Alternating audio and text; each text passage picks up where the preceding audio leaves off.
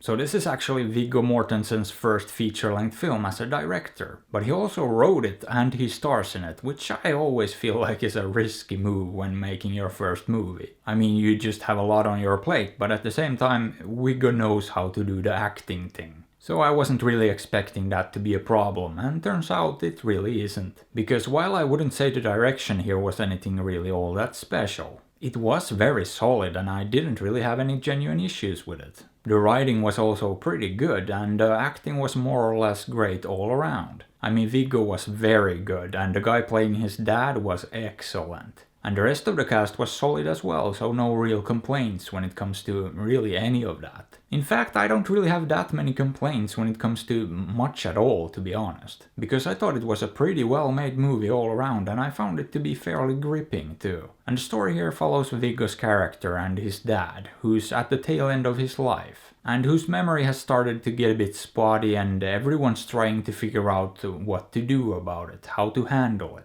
So in that sense, this did remind me of the recent movie The Father. Except this one took a similar subject matter and approached it from a very different angle. Because first of all, the editing and how the dementia or whatever you want to call it is visualized is very different. This one feels a bit more traditional and safe in that sense. It's not quite as groundbreaking as The Father. But I feel like the way this one handled it worked well enough too, no real issues there. But this one also decided to sort of tell two parallel stories in a sense too. Because it keeps cutting back and forth between the current day timeline and to when the dad was younger and when the son was only a boy growing up. And through those scenes you learn more about who the dad is and was, and what the relationship between the son and the dad is like. And what it is complicated, it's far from frictionless, and a lot of that comes down to the fact that, well, calling the dad an abrasive character would probably be an understatement. He's just not a particularly happy man and likes to stir the pot at every opportunity, which of course causes problems and his family has a hard time dealing with him.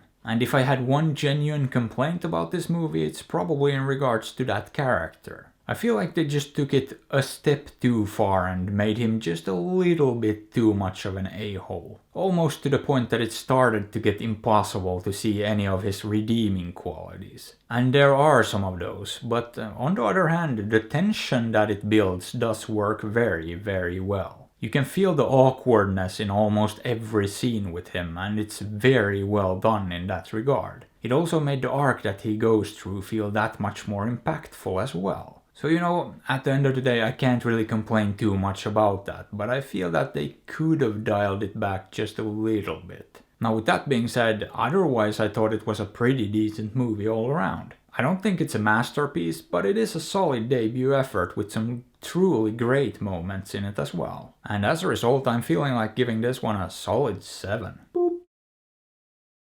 However, would I recommend it? Yeah, sure. If you like dramas, you should probably check it out. Or you know, you could also not do that. After all, I'm not your dad. But hey, what are your thoughts on this? Have you seen it? Did you like it? Let me know. And if you enjoyed the video, maybe give it a thumbs up or sub to the channel because that would be fantastic.